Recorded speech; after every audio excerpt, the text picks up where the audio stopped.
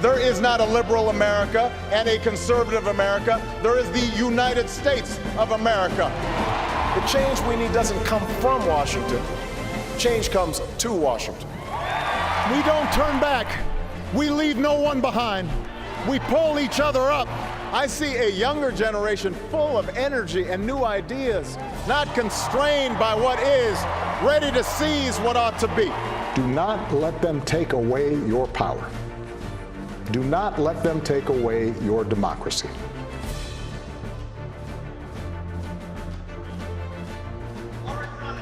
And that was former President Barack Obama speaking at each of the Democratic National Conventions since 2004. You may remember his first speech 20 years ago.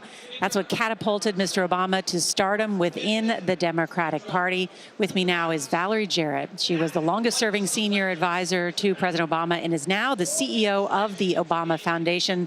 Valerie, so good to see you. Well, it's good to see you all. Welcome to Chicago. Thank you very much.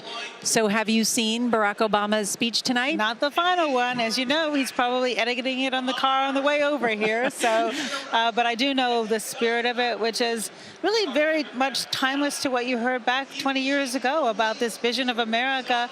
It's a hopeful vision. It's one where we create opportunity, where we are each other's keeper, our brother's keeper, our sister's keeper. And it's a positive, encouraging, optimistic message. And that's what I think we're going to also hear from Vice President Harris when she speaks on Thursday. And that's what we've been hearing from her since she was launched as the nominee, somebody who actually thinks we want to have a country that's optimistic, that's hopeful, that's joyful. And I think that's kind of the through line. In a sense, it is a passing of the baton to the next generation. And both he and Michelle Obama are delighted to be here in their hometown to deliver remarks tonight. And how would you describe Michelle Obama's remarks tonight?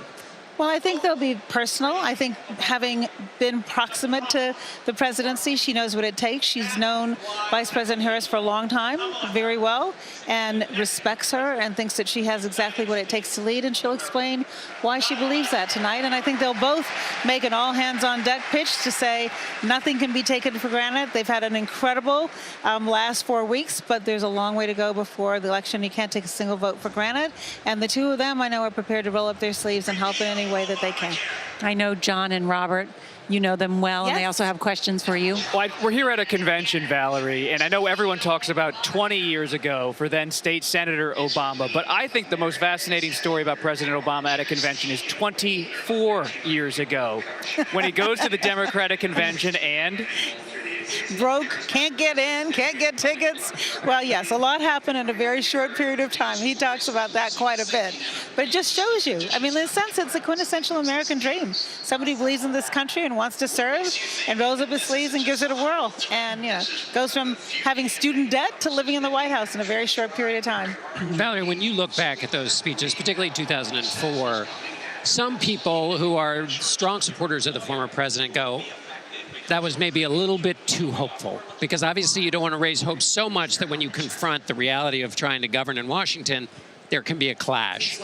Does he have a solution to that puzzle, which is you have to maintain hope, but you also have to be realistic so that hope doesn't seem to be just sort of something that's completely naive?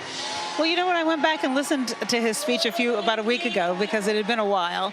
And I do think that it's evergreen. I think that his message from then is a message that applies today. And hope doesn't mean you're Pollyanna. Hope is hard. Hope takes courage and tenacity and hard work over a sustained period of time. And I think, you know, people say you campaign in poetry and you govern in prose. And I think he managed to do both. And I think part of what you have to do is inspire people to believe in a better future. It doesn't mean that it's going to be easy or attainable overnight. You have to be realistic, but inspiration and hope are good. And joy is good, too. And I think part of why you've seen the electricity around our country is that there has been a hunger for this. And I do think Vice President Harris has delivered. And her running mate certainly has done a good job, too. Well, we will all be watching. Valerie Jarrett, so good to Nice see to you. see you Good luck with guys. your continued work. Thank you. Thank you for being here.